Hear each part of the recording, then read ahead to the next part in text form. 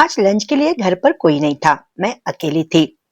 अगर आप home maker है तो आपको पता ही होगा, हम 10 लोगों के लिए खाना बना लेते हैं, लेकिन सिर्फ खुद के लिए खाना बनाना हो तो हमारी जान पर आता है। अगर मैं सच कह रही हूँ तो आप मुझे कमेंट्स करके जरूर बताएं। चलिए कोई बात नहीं, खाना तो खाना ही पड़ेगा, भूखे तो नहीं रहेंगे। और घर में रात की 2 रोटी भी पड़ी है। अब अकेले के लिए दाल चावल सब्जी इतना तो मैं नहीं बनाऊंगी। तो फिर मैंने एक शॉर्टकट अपनाया, जिससे मेरा पेट भी भरेगा और मुझे अलग अलग दाल सब्जी भी नहीं बनानी पड़ेगी।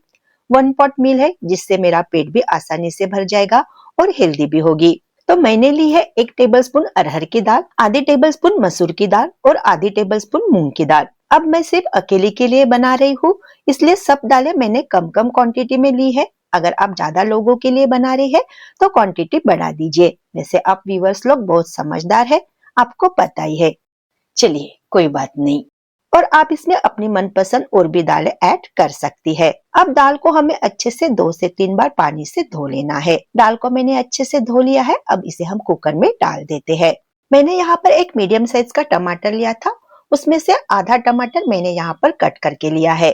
उसी तरह एक छोटे साइज का प्याज लिया था, उसमें से आधा प्याज मैंने यहाँ पर कट करके डाल दिया है। एक मीडियम साइज का आलू लिया है, उसके छिलके निकाल लिए है, वो ले लेंगे। और आधी टीस्पून यहाँ पर हम कसूरी मेथी डाल देंगे। दाल के हिसाब से मैंने यहाँ स्वादानुसार या आधी छोटी चम्मच नमक डाल दिया है और 2 चुटकी मैंने यहाँ पर हल्दी डाल दी है। 1 कप पानी डाल दिया है। अब कुकर की लीड लगा लेंगे और कुकर को गैस स्टोव पर रख देंगे। अगर घर में बची हुई दाल है तो आप वो भी ले सकती है। चलिए अब चॉपिंग बोर्ड ले लेते हैं। यहाँ पर आप अपनी पसंद की सब्जियां ले सकती है। आलू मैंने डाल दिया है। अब मटर का सीजन है तो ताजे मटर मैं यहाँ ले लूंगी। आप यहाँ पर कद्दू, लौकी, बैगन ले सकती है। फूल गोभी ना ले, क्योंकि उसमें से कभी कभी स्मेल आती है तो स्वाद बिगड़ जाता है। सब्जियां हमें कुकर में नहीं डालनी है, नहीं तो वो पूरी तरह से गल जाएगी। सब्जियां हमें बाद में तड़का लगाते वक्त डालनी है। नॉर्मली हम जिस तरह से दाल पकाते हैं उसी तरह से पकानी है। मैं कुकर में 1 सीटी होने देती हूँ और उसके बाद फिर गैस फ्लेम को लो कर देती हूँ।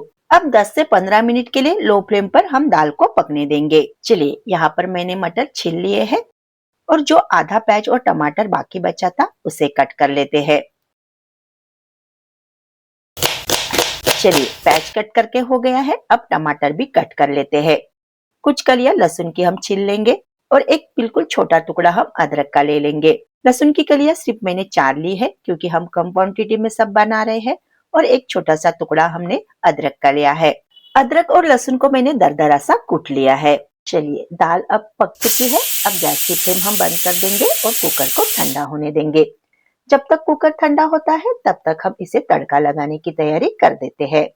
इसके लिए गैस स्टोव पर एक पॉट रख देते हैं। एक छोटा चम्मच तेल डाल देंगे। तेल आप अपने हिसाब से कम ज्यादा कर सकती है।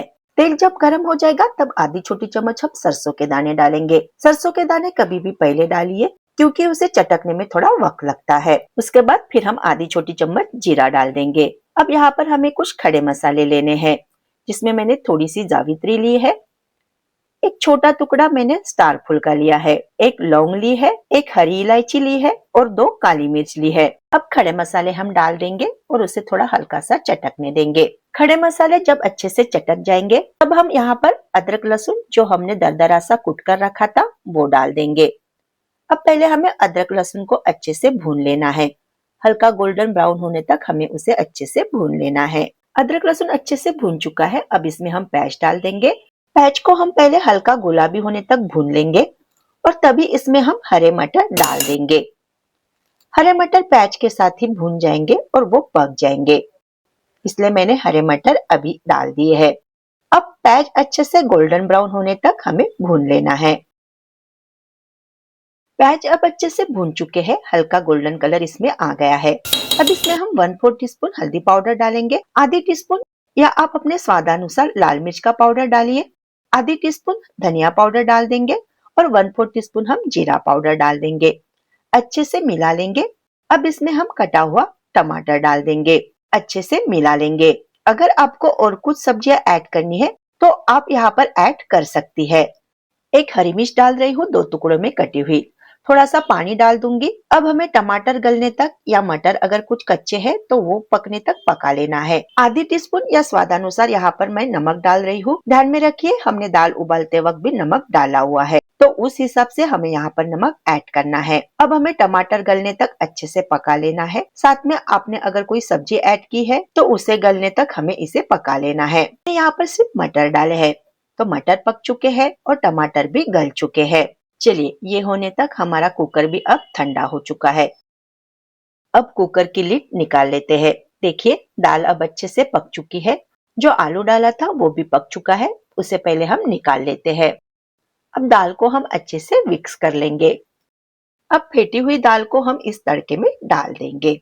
जो आलू दाल के साथ उबाला था उसको मैंने बड़े बड़े टुकड़ों में कट कर लिया है, वो अब इस दाल में डाल देंगे। अच्छे से मिला देना है। यहाँ पर दाल थोड़ी गाढ़ी है, हमें थोड़ी पतली ही दाल चाहिए, तो यहाँ पर हम थोड़ा पानी ऐड कर लेंगे और दाल को पतला कर लेंगे। देखिए इस तरह की पतली दाल हमें यहाँ पर चाहिए। मैंने एक छोटा इमली का टुकड़ा भिगो कर रखा था, उसका पल्प निकालकर उसका पानी मैं अब इस दाल में डाल रही हूँ। ये फुली ऑप्शनल है, अगर आपको डालना है तो डालिए, वरना आप इसे स्किप भी कर सकती है। अब इसके ऊपर हम लीड रख देंगे और एक अच्छा खासा उबाल आने देंगे। चलिए अब रोटियां ले लेते हैं। ये देखिए यहाँ पर 2 रोटियां बची हुई है, ये रात की रोटी है।